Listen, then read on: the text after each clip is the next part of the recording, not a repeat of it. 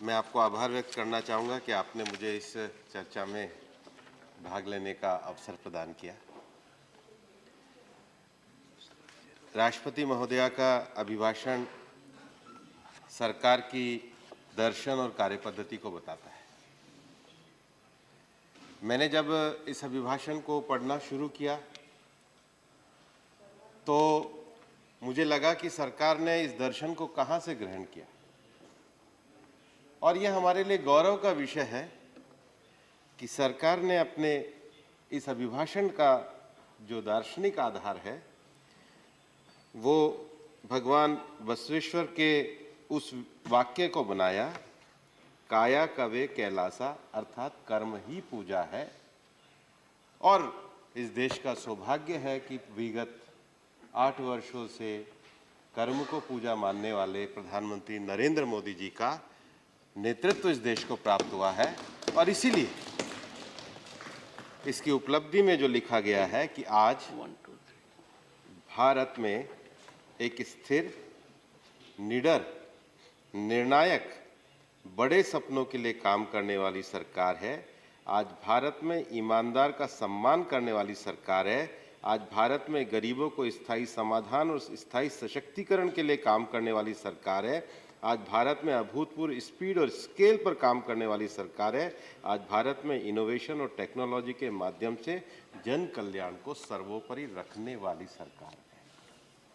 इस फिलॉसफी को लेकर के इस अभिभाषण को, राष्ट्रपति जी के अभिभाषण को सरकार ने यहाँ पे प्रस्तुत किया।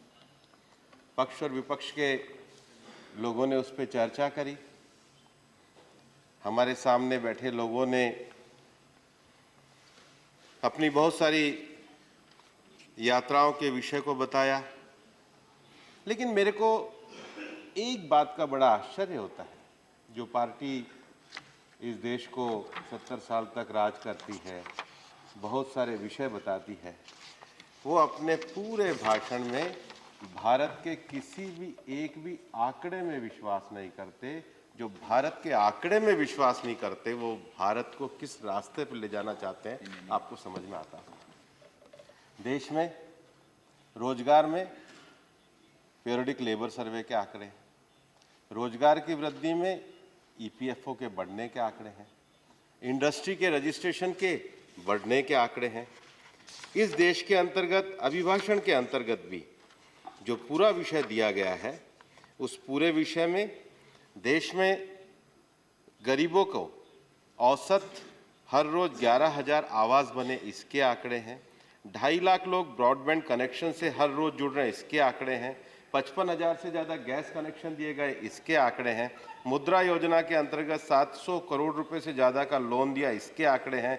8-9 वर्षों में हर महीने एक मेडिकल कॉलेज बना, हर दिन 2 कॉलेजों की स्थापना हुई, 2 साल में 220 करोड़ से ज़्यादा वैक्सीनेशन के डोज लगे और सोशल सिक्योरिटी का इंफ्रास्ट्रक्चर बना। इसीलिए ये भारत के अमृत काल का पहला राष्ट्रपति जी का अभिभाषण है जिस पे पूरे भारत को गर्व है। और पूरे भारत को जो गर्व है, मैं पहला विषय कहना चाहता हूं, जिस पे भारत गर्व करता है उस पे शायद कांग्रेस गर्व नहीं करती। ये पहला मेरा कंक्लूजन है। दूसरा, देश में पिछले 9 सालों में सबका साथ सबका विकास की राजनीति शुरू हुई, और इस अभिभाषण में भी अगर आप देखेंगे तो भारत के उस जो मूल परंपरा है, जहां इस सरकार के द्वारा भगवान बिरसा मुंडा सहित तमाम आदिवासी स्वतंत्रता सेनानियों से जुड़े संग्रहालय का विचार किया गया, बाबा साहब अंबेडकर के पंचतीर्थ का विचार किया गया, देश के सभी प्रधानमंत्रियों के योगदान को दर्शाने वाले प्रधानमंत्री संग्रहालय के निर्माण का विचार किया गया, देश के बाल दिवस को पूरे देश में श्रद्धा के साथ बनाया गया। और उसके साथ ही साथ आप इस बात को मत भूलिए, इस अभिभाषण में लिखा है कि इस देश के गौरव को जानने के लिए विभाजन विभीषिका स्मृति दिवस की भी शुरुआत करी, ताकि ये देश अपनी एकता के भाव को लेकर के आगे करे। लेकिन आपको इस पर भी संतोष नहीं।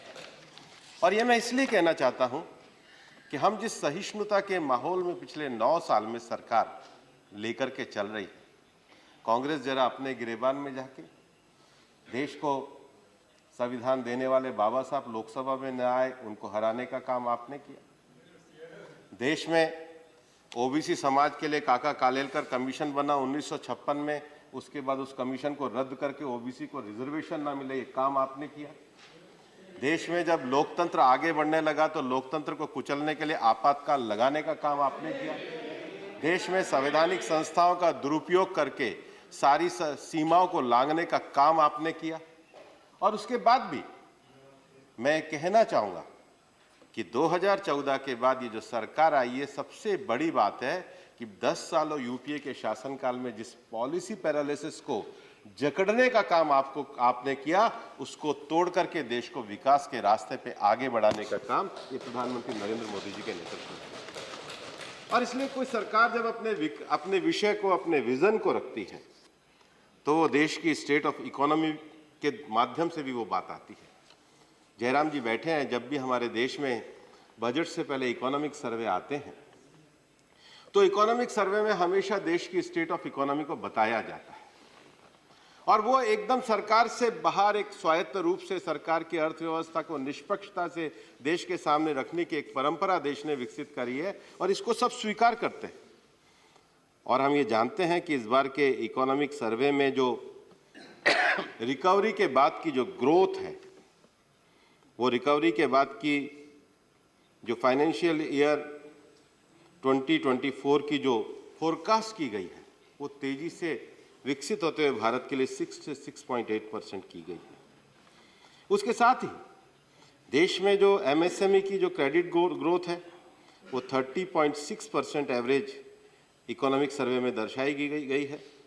कोविड की रिकवरी के साथ ही साथ भारत ने दुनिया में ईज ऑफ डूइंग के बिजनेस को आगे बढ़ाते हुए अपने आप को, अपने विभिन्न विषयों को मजबूती से स्थापित करने का काम करिए। मैं इसलिए कहना चाहता हूं कि पिछले 9 वर्षों में जो प्रधानमंत्री नरेंद्र मोदी जी के नेतृत्व में बड़ा रिफॉर्म आया, जीएसटी का रिफॉर्म आया, पूरा हिंदुस्तान एक सिंगल मार्केट में बदला गया।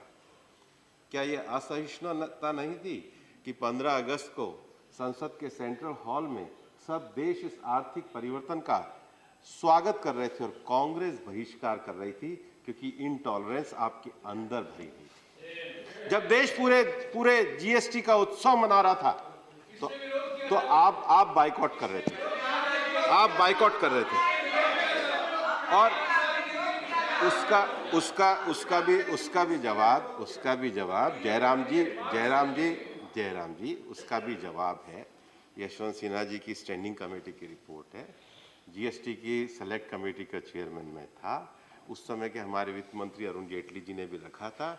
आपका जो 5 साल में हम तो सबका साथ, सबका विकास, सबका विश्वास थे, आप पे राज्य सरकारों का विश्वास नहीं था। राज्य सरकारों को आप सहमति के मॉडल पे नहीं ला पा रहे थे, सबको सहमति, माननीय सभापति महोदय, सबको सहमति के मॉडल पे साथ ला करके पूरे देश को एक तरीके से रिफॉर्म के साथ जोड़ने का काम प्रधानमंत्री नरेंद्र मोदी जी की सरकार ने किया, लेकिन बाइकआउट करने का काम आपने किया। Thank you, Honorable Minister. Thank you. इसलिए सभापति महोदय, मैं आपके सामने बड़े विनम्रता और विश्वास के साथ कहना चाहूंगा कि सहिष्णुता की राजनीति केवल एक परिप्रेक्ष्य में नहीं होती।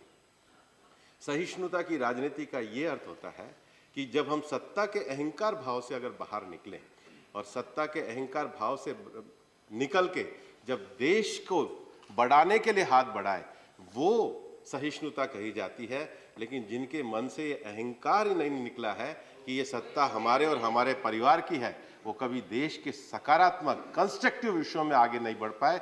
वो यात्रा करने के बाद भी अगर आपका अंतःकरण नहीं सुधरता है, अंतःकरण में कलुषता, अंतःकरण में सामंतीवाद, अंतःकरण में परिवारवाद है, तो ऐसी यात्राओं का कोई फायदा नहीं होने वाला है, ये मैं कहने वाला हूं। Thank you. इसलिए माननीय सभापति महोदय, मुझे पता है ये कुछ कभी सत्य के जो दर्शन होते हैं वो काफी कठिन होते हैं। हम सुबह से बहुत तसल्ली से उनको सुन रहे हैं। हम सुन रहे हैं कि उनके पास भारत को लेकर के कोई आंकड़े नहीं है। भारत की अंतरात्मा के जो दर्शन, वरना जिस पूरे राष्ट्रपति जी के अभिभाषण में देश के सारे संतों का, देश के विषयों का, देश के सांस्कृतिक विषयों का, ऐतिहासिक धरोहर का और एक टेक्नोलॉजी पे आधारित नए इनोवेशन और साइंटिफिक भारत के निर्माण की बात की गई है, उसका कोई कंस्ट्रक्टिव सुझाव आता तो ये मैं मान के चलता कि ये देश के लोकतंत्र के लिए अच्छा होता। इसलिए मेरा पहला विषय बहुत स्पष्ट है कि जो लोग, मैं बोल सकता हूँ? Last 2 minutes. इसलिए मेरा दूसरा विषय है कि माननीय राष्ट्रपति जी के अभिभाषण में भारत ने पिछले 9 वर्षों में अर्थव्यवस्था की गति की जो रफ्तार पकड़ी है, गवर्नेंस और के विशेष रूप से डिजिटलाइजेशन से जो ट्रांसपेरेंसी का मॉडल खड़ा किया है, तीसरा देश में पॉवर्टी रिडक्शन के लिए, इंफ्रास्ट्रक्चर क्रिएशन के लिए सरकार के जो संकल्पवान विषय उठाए हैं, उसके साथ ही साथ देश की अर्थव्यवस्था की मैक्रो स्टेबिलिटी के लिए जो कदम उठाए हैं, वो पूरे इस राष्ट्रपति अभिभाषण में हमको पूरी तरीके से ध्यान में आते हैं। लेकिन ये अभिभाषण देश के संसद के माध्यम से जो सरकार के विषयों की अभिव्यक्ति है, वो अमृतकाल के भारत के निर्माण की है। मैं यहाँ पर कहना चाहूँगा और मैं बहुत आपके सामने कहना चाहूँगा कि जिन्होंने देश के लोकतंत्र की आवाज़ उठाने वाले जेपी को लाठियों से घायल किया हो, जिनका इतिहास इस प्रकार का रहा हो कि देश के लोकतंत्र पे जिन्होंने आघात किया हो, उनके द्वारा इस प्रकार की जो एक निरर्थक विषय और आलोचनाएं की जा रही हैं, वो मेरी समझ में कम से कम नहीं आती है। और इसलिए माननीय सभापति महोदय, मेरे को आपने 2 मिनट कहे हैं, मैं इतना ही कहना चाहूँगा कि देश को एक परिवार मान करके और एक वसुधैव कुटुंबकम के विषय को लेकर आज G20 में माननीय प्रधानमंत्री जी के नेतृत्व में दुनिया के पर्यावरण के विषयों को भारत जिस प्रकार से संबोधित कर रहा है और इसमें इनोवेशन के साथ जो सस्टेनेबल डेवलपमेंट और विशेष रूप से एनवायरनमेंट फ्रेंडली लाइफस्टाइल पे भारत के बढ़ने के संकल्प जो इस राष्ट्रपति जी के अभिभाषण में हम लोगों को दिखते हैं, वो देश की बेहतरी के आने वाले दिनों को सुनिश्चित करता है। हम सब मिलकर इसका समर्थन करें। बहुत बहुत धन्यवाद।